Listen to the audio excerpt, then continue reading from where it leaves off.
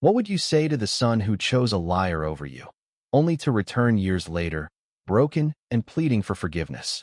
I stood in the kitchen, the same one where I'd raised Ethan, my only child, through years of scraped knees, late-night talks, and dreams we painted together. The linoleum was worn now, like me, but it held memories of a life I'd poured my heart into. Ethan was 16 when his father, Mark, left us. The affair wasn't a surprise. Mark's late nights and excuses had piled up like unpaid bills, but the betrayal cut deeper when Ethan chose to follow him.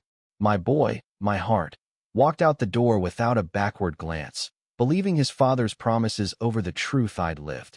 I begged Ethan to stay. "He's lying, sweetheart," I said, voice cracking. "He'll hurt you." But Ethan's eyes were hard, his jaw set like his father's. "You're just jealous, Mom," he spat.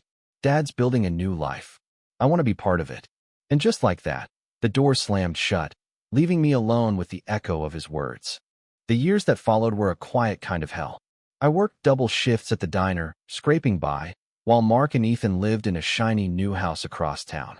I heard whispers: Mark's new wife, the fancy vacations, Ethan's new school. I sent letters, called, left voicemails, but Ethan never answered. Each silence was a fresh wound, but I kept going. I had to. For myself. For the hope that one day, he'd see the truth. Time has a way of unraveling lies. Mark's charm faded, his promises crumbled. The new wife left, the money dried up, and Ethan, now a man, saw his father for what he was: a selfish opportunist who used people until they had nothing left to give. I didn't know the details until Ethan showed up at my doorstep, 10 years later, a shadow of the boy I'd raised. His eyes, once bright with defiance, were hollow. His shoulders slumped under the weight of regret. "Mom," he said, voice trembling. "I was wrong. I should have listened. Daddy's not who I thought. I'm sorry. Please, can I come back?" I stood in the doorway, my heart a battlefield of love and pain. I wanted to pull him into my arms, to erase the years of absence, but the hurt was a living thing, clawing at me. I saw the boy who'd called me jealous, who'd chosen a liar over the mother who'd given him everything. But I also saw the man before me, broken, seeking redemption. I took a breath, steadying myself. "Ethan," I said, my voice calm but firm, "you can't undo the past, but you can choose who you become now." He blinked, tears spilling over. "I don't know how to fix this," he whispered. "You start by forgiving yourself," I said. "But trust? That's earned, not given." He nodded, wiping his face, and I stepped aside to let him in. Not because it was easy, but because love is a stubborn thing, stronger than betrayal, heavier than pain. We sat at the kitchen table, the same one where we'd once shared laughter and dreams. The silence between us was heavy, but it wasn't empty. It held possibility. Over the weeks that followed, Ethan stayed.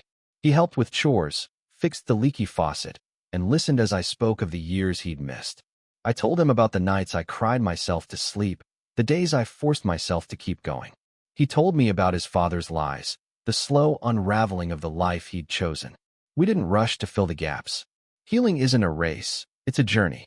One evening, as we sat on the porch watching the sunset, Ethan turned to me. "Mom, how did you keep going?" "After I left." I looked at him, my boy who was becoming a man again. "Because I loved you," I said simply, "even when you didn't love me back." He reached for my hand, and for the first time in years, I felt the warmth of hope. Forgiveness wasn't a single moment, it was a choice we made every day.